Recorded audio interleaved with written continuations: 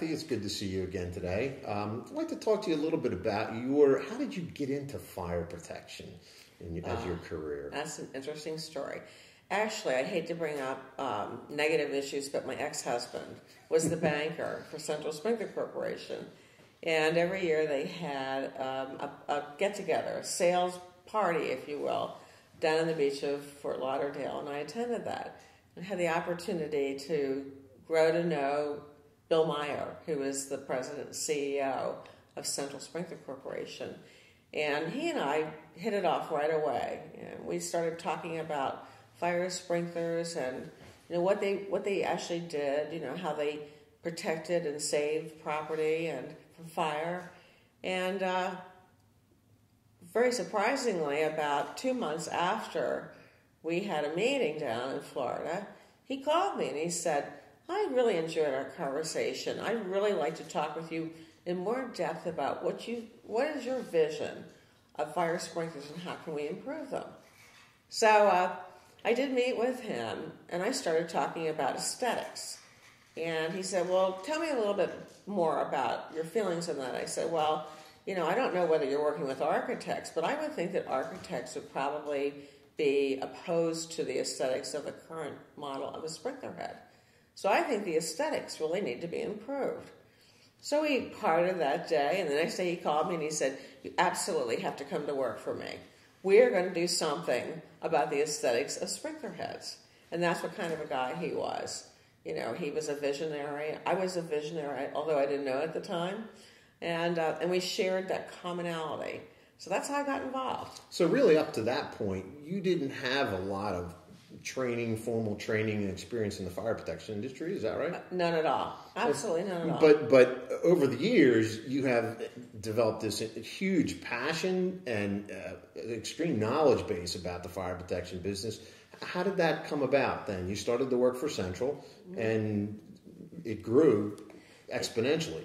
It grew exponentially, yes. I had some mechanical engineering background in school. And I had some marketing education. So I think the two disciplines, blended together.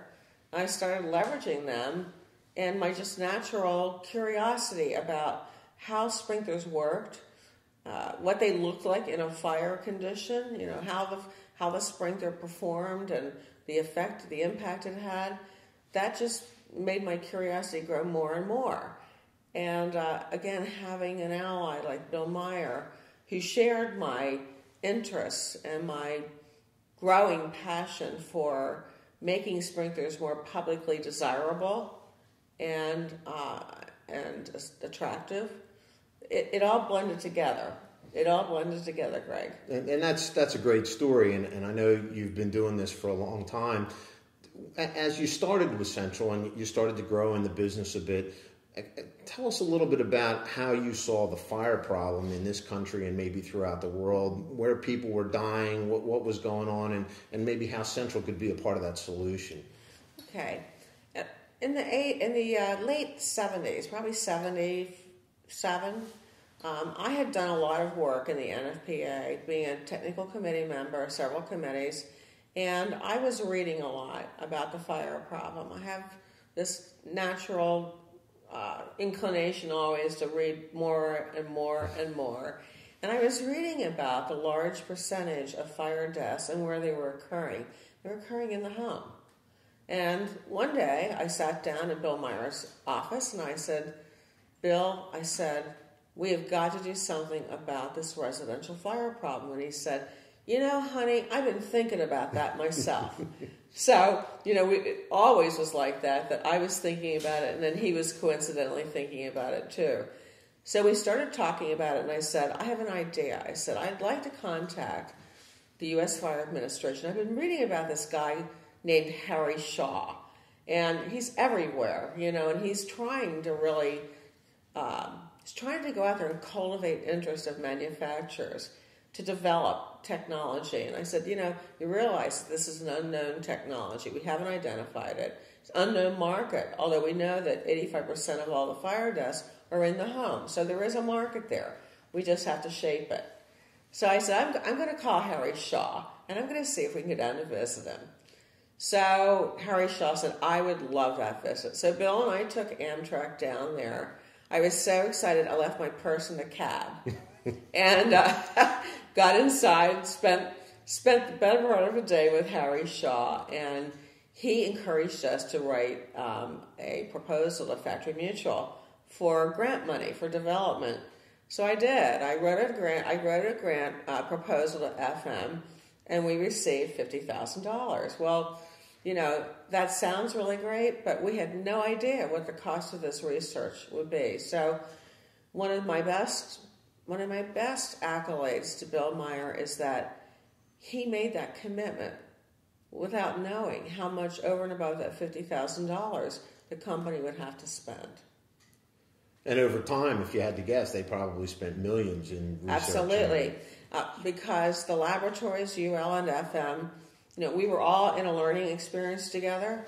We had to identify, first of all, the technology that would be appropriate for not only the home, which had a different kind of water supply than a commercial property, but also the technology that would help us to maintain tenability for human beings in the room of fire origin. Heretofore, the traditional sprinkler could not do that. And the NFPA actually had a set rule that, or I should say, not a rule, but they accepted the fact that 2 people would die in the room of fire origin because of heated gases, toxicities.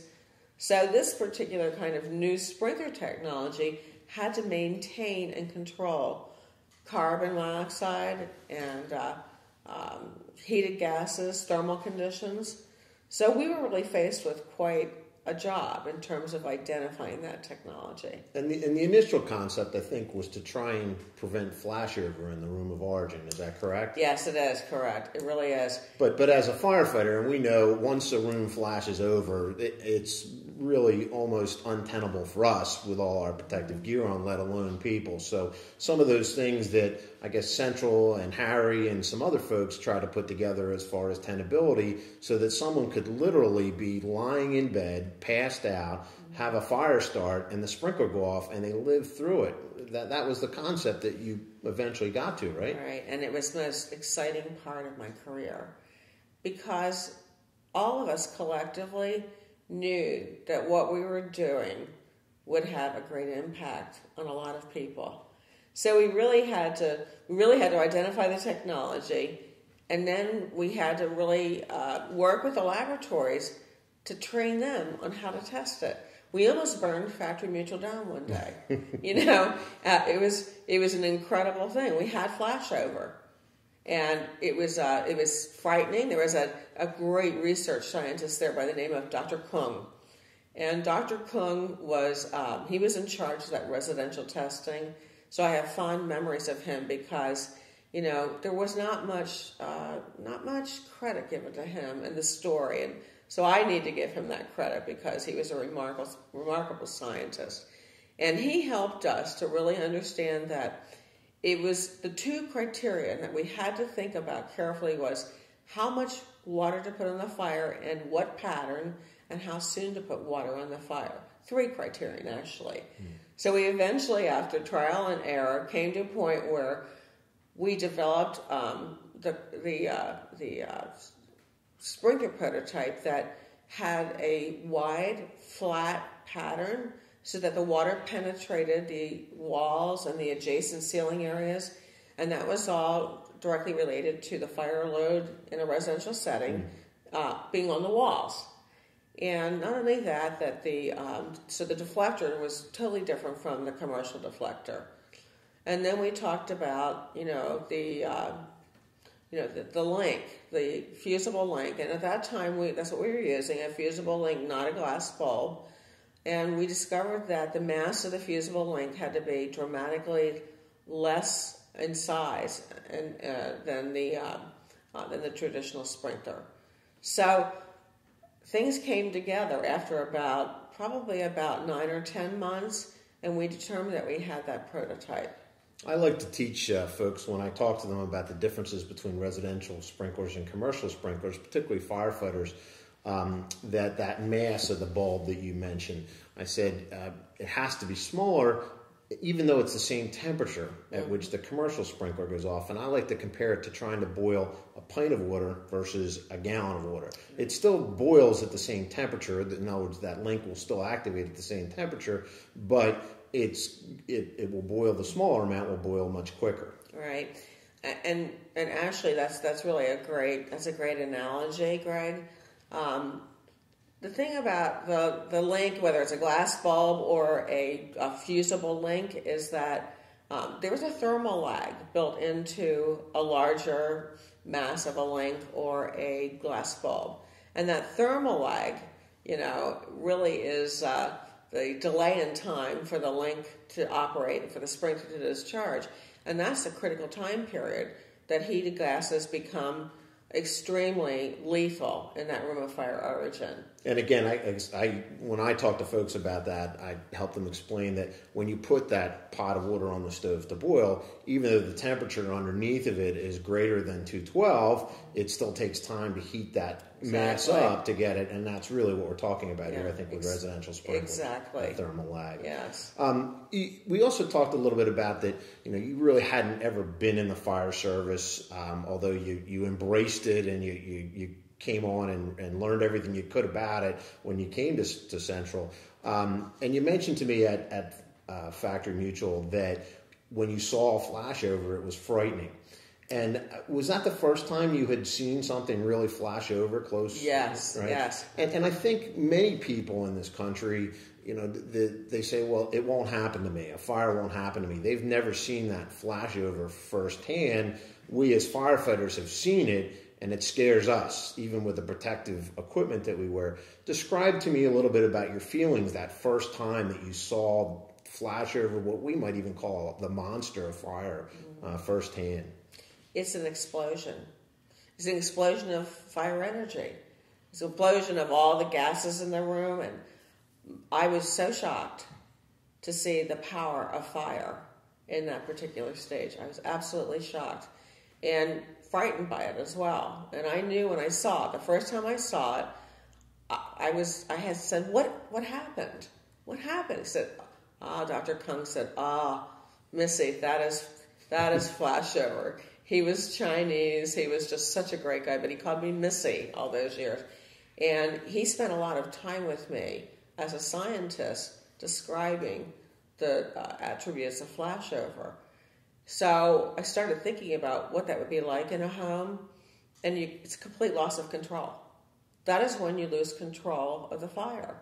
And I couldn't imagine a family living through that. So it gave me the incentive, seeing that flashover gave me the incentive to work even harder on the development of the right prototype for the residential setting.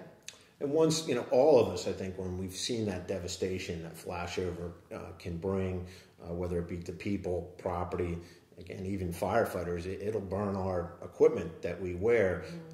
We all get that passion to say, I don't want that to happen to someone. You've made had some huge results with that passion that you brought forth from seeing that the first time. I did.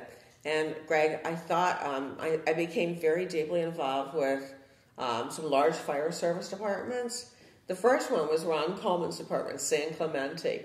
He and I met in 1980 in Fort Lauderdale during the time that Sonny Scarf was testing residential prototypes. And Ron was chief of San Clemente at the time. He already had an ordinance in place, but he was using concealed sprinkler heads. So he was using technology that really hadn't been tested for that yet. Right. And Sonny was the head of fire protection for Marriott Corporation. Yes. And Sonny actually had a goal, and it was given to him by Bill Marriott, who at the time had 20 hotels.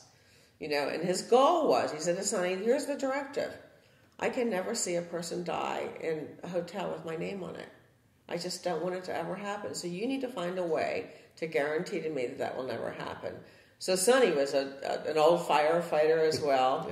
Yep. For people who never met him or known him, I always kind of I think of him as an earth mover. Everything's moving at one time. If there's a bucket in the front, that's moving. If there's a roller in the back, that's moving. You need to get out of his way, because he's a man that was driven with satisfying the directive that he got from a very powerful CEO of an organization that grew exponentially over a period of 30 years. Today's world, they have about 4,700 hotels. And in that growth, if we grow a business like that, it's very easy to let safety and other kind of things fall by the wayside if we don't manage it properly. And Sonny was intimately involved in making sure that didn't happen. Right.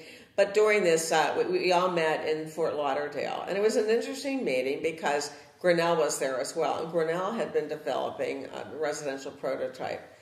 Except that, Ron Coleman was an unknown to me at the time. So Ron and I met at a cocktail party that Grinnell had. And in my purse, I had our prototype in a Crown Royal bag. And Ron Coleman still remembers that to this day. I said, step outside with me. I want to show you a real aesthetically pleasing sprinkler head. So it was our Omega prototype.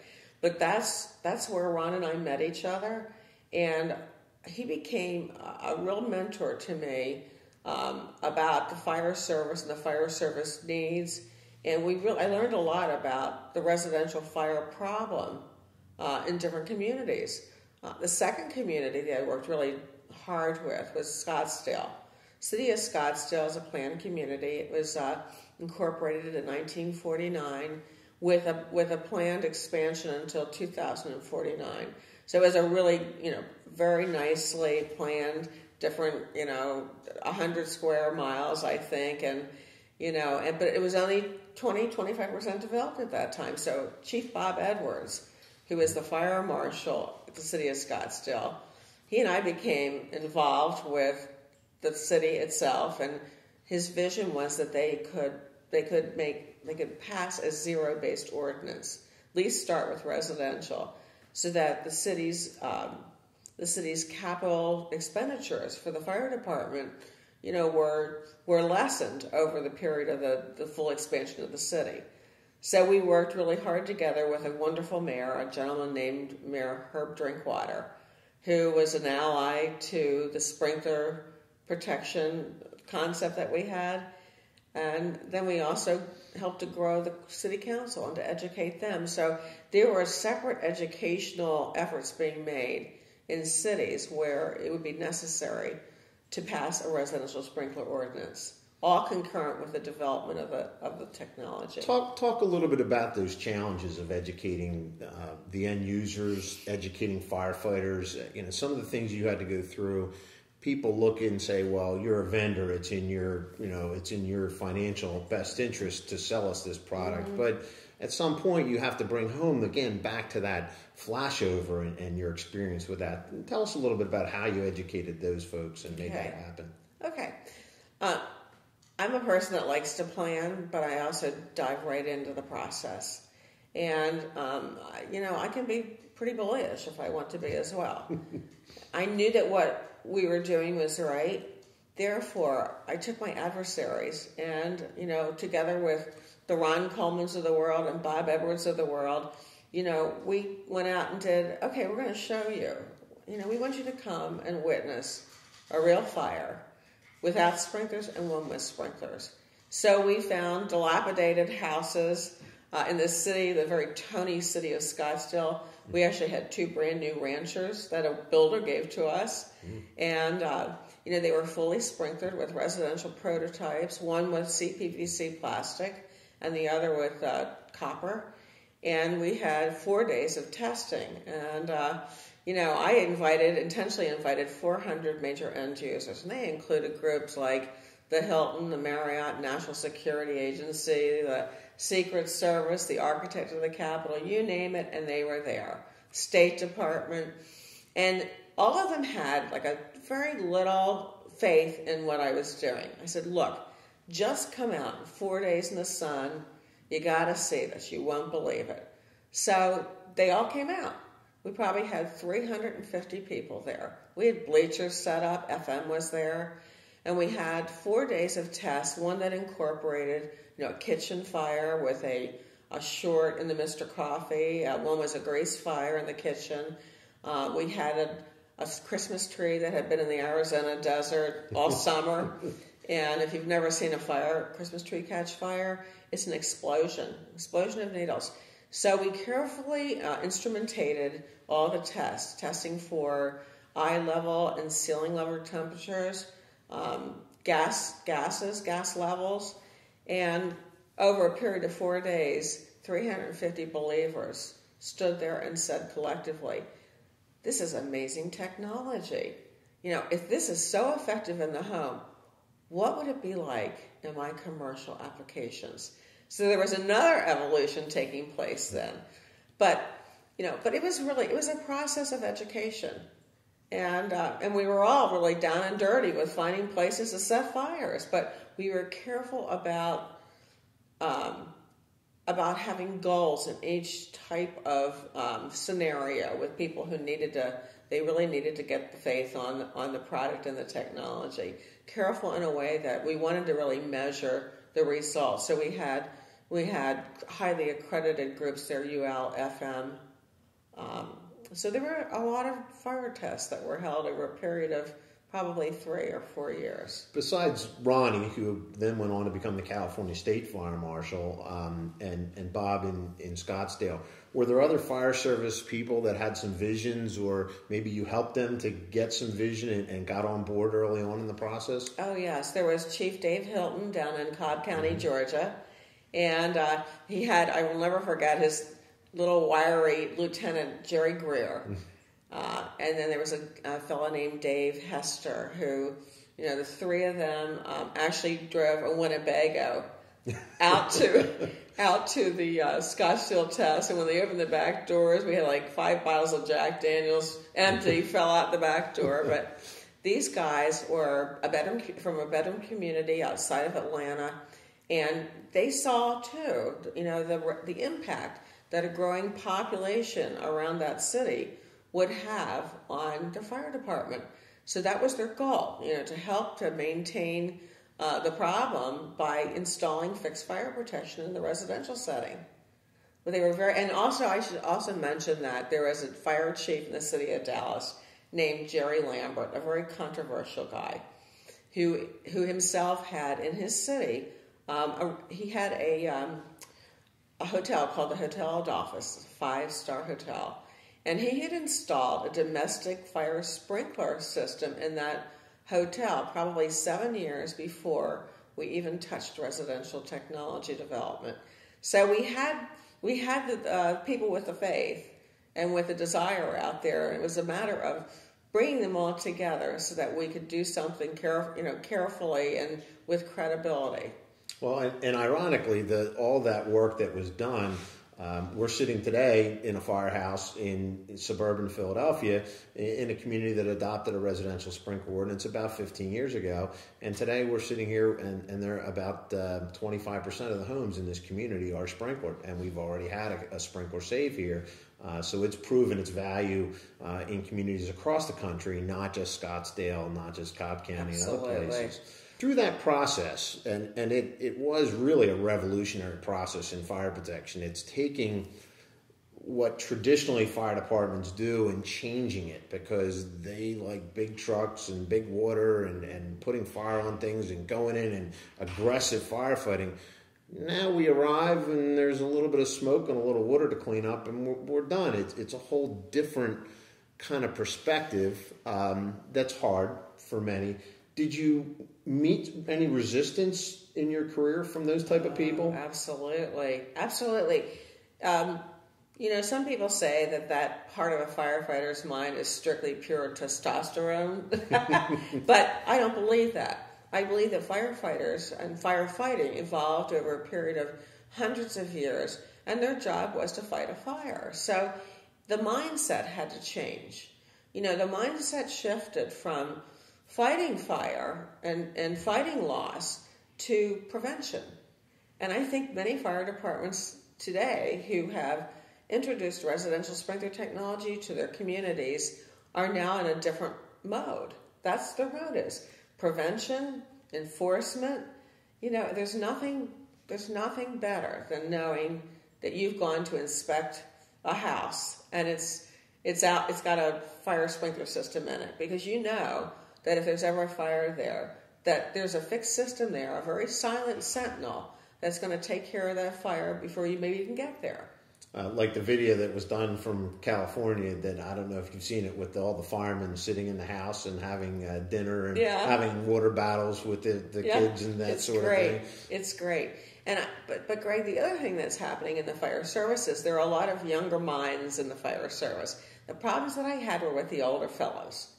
You know, I mean, a lot of older fellows are volunteers. We live in an area that's primarily volunteer, but you know, the career guys, the volunteers who had been around for a couple decades, you know, they were impediments originally with this technology. They really were impediments. But they became believers, I think, and how did you help? Because I know you did a lot of work to do that. I think at the end user kind of things, the demonstration, showing people that it works. Absolutely, that's what we did, and we actually had the firefighters participate in setting the fire, watching the fire, observing the sprinkler head activations, and then we sat down together and talked about the amount of loss between the dilapidated house that we had that was not sprinklered and the one that was sprinklered. So, you know, they reluctantly said, yeah, it's a pretty good thing. So I think people are intelligent. If you put the right information in front of them and you educate them, they can figure it out. And that's exactly what I think happened with the fire service, with the older fellows. Right. And we're seeing just here in this county, in the sprinkled versus unsprinkled fires, about a 15 times difference in loss with the unsprinkled homes versus the sprinkled homes, and which is actually quite amazing. And it's great results of folks like you. But let's talk about, besides the people, let's talk about the challenges with the sprinkler heads. It's not easy just to, I have this idea, let's come up with a new type of sprinkler, we'll run it through a couple tests and sell lots of them. But there were some real obstacles and some real roadblocks that had to be overcome. Yeah, there really were. There were many of them. The first one was aesthetics. The homeowner would not accept, would accept probably more likely to accept an aesthetically pleasing sprinkler head than one that was not, one with a standard sprinkler design. So I worked really closely with an engineer at Central Sprinkler Corporation. His name was George Poland. And he was a brilliant young guy. He was a brilliant young man, and and I spent a lot of my time going back to the engineering area and working with him to say, well, what can we do to create a design that's aesthetically pleasing and futuristic looking? So I was defining the design, what I wanted to see. So, well, what do you mean by that? I said, well, let's talk about it looking like a little spaceship on the ceiling. And he said, a spaceship? I said, we know what I'm talking about. We're talking about a design that's tapered, has some fluidity, really looks okay in a ceiling. And he really was a brilliant man. In the end, he came up with that design, and it was aesthetically pleasing. It had an escutcheon that was tapered in toward the sprinkler body and had 3 little heat-collecting fins, to collect the heat and accelerate the response time.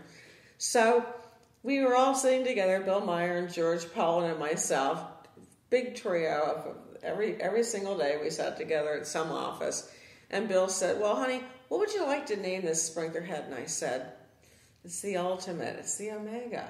So that's how we named the sprinkler head. But the aesthetics were number one. Number two was defining how fast that sprinkler head had to activate, and then finding the design that could fit into the aesthetics that we had defined.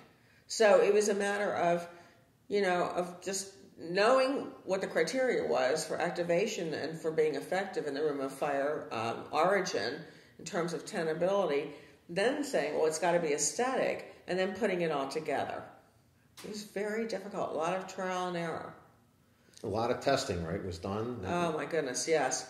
We were spending money like drunken sailors. We really were. But that's when Bill Meyer's vision came in. And he was a man of great vision. And he said, no, we're going to keep doing this. I don't care how long it takes. This will come together, and I know that. How much was the test? Did a test cost at UL? And that day, they were cheap, but relative to the time period, we could go to a fire test at UL and it'd be $9,000 to $20,000. And how many of them do you think you had to do over? Probably about 60. Okay, so a lot Really of testing was done. yeah. A lot of millions, Yeah. maybe millions of Yeah. dollars of testing to get that product to market. And then eventually there were problems with the Omega head, right? There were, yeah. But I want to address that in terms of how I view technology. Technology is an evolution. That's what it is.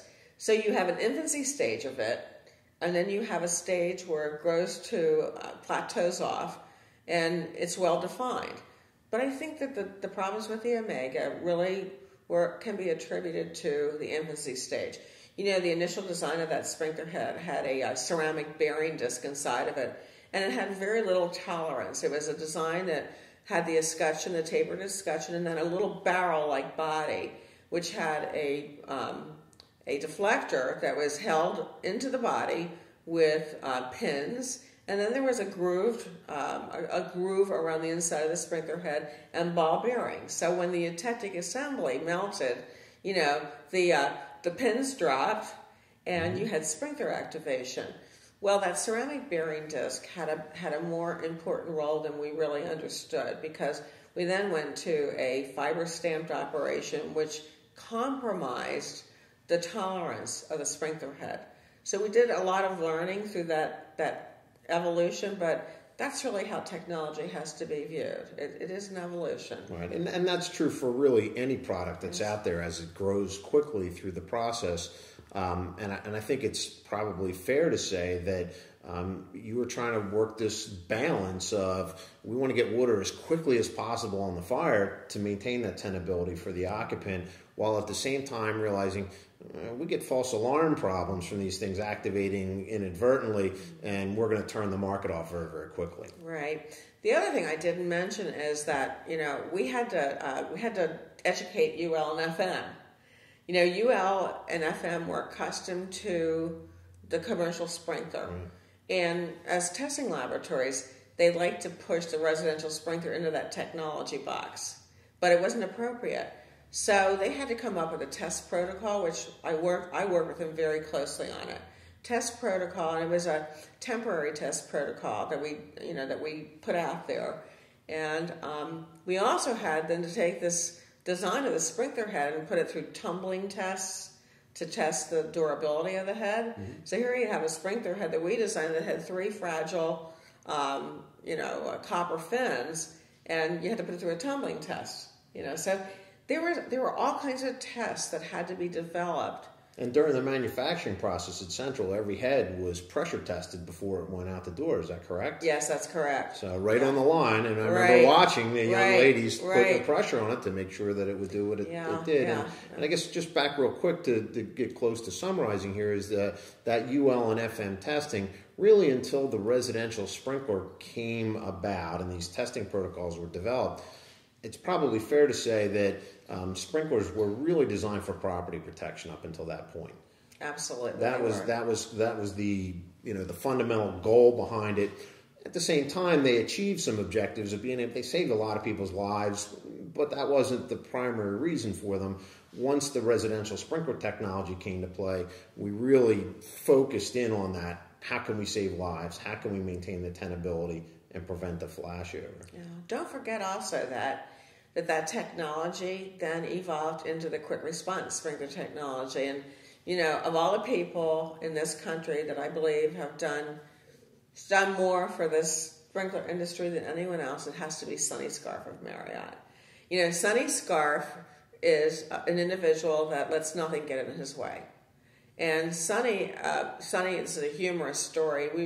Sonny decided to take a lot of the buildings that they were going to raise because they were going to build on the beach in Fort Lauderdale or San Francisco, and he would hold these wonderful fire tests. But concurrently, he also had Grinnell installing prototype systems in high-rise buildings. So he had all the fire marshals there who wouldn't know about what was going on in their hometown. And unbeknownst to them, he was installing sprinkler systems. So he took a tremendous risk, and I can recall just vividly being with him one time in Bethesda in his headquarters, and and he went into his boss, who was on the phone, and his boss was actually the risk management director. His name was Arnie, and he was a great guy. But Arnie was on the phone. Sonny had a document. He said to Arnie. So Arnie never said anything in the doc, and so about a month later, Arnie said, "What was that I signed?" So he said, "Oh, you were just agreeing that if the sprinkler system didn't work in the Miami high-rise, that we would rip it out." Oh my God, Arnie said.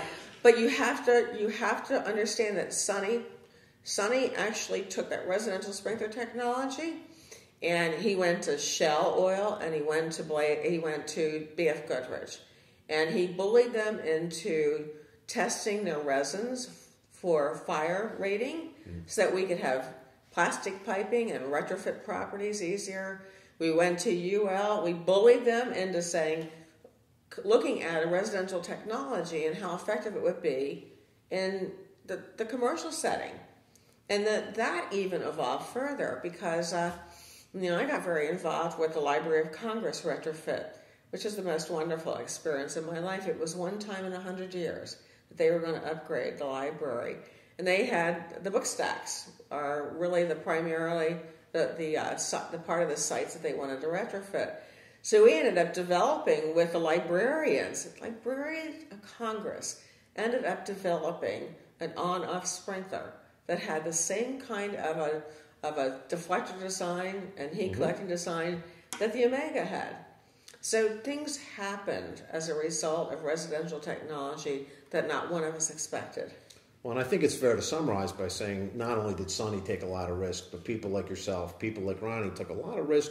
Bill Meyer took a lot of risk over the time in this development process.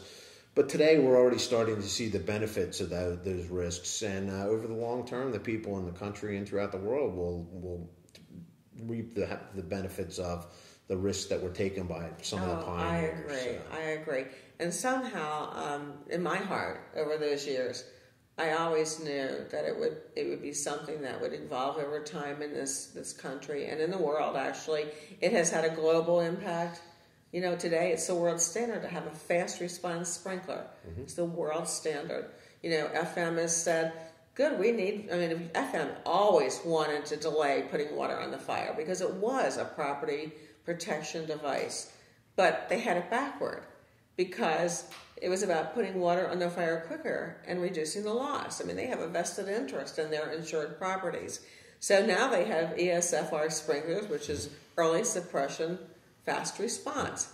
And that just bowled me over that FM would ever adopt that. But, I'm starting to see some, again, I think younger minds in technology and development, and certainly in the fire service, and younger people that are starting to buy homes that have open minds to different kinds of ways that they can live a better life. And keep their family safe. Right. Well, it was a pleasure talking with you today, Thank Kathy. you. Thank you. Always. We go way Thank back. you. Yep. It's great seeing you again, Okay. Greg.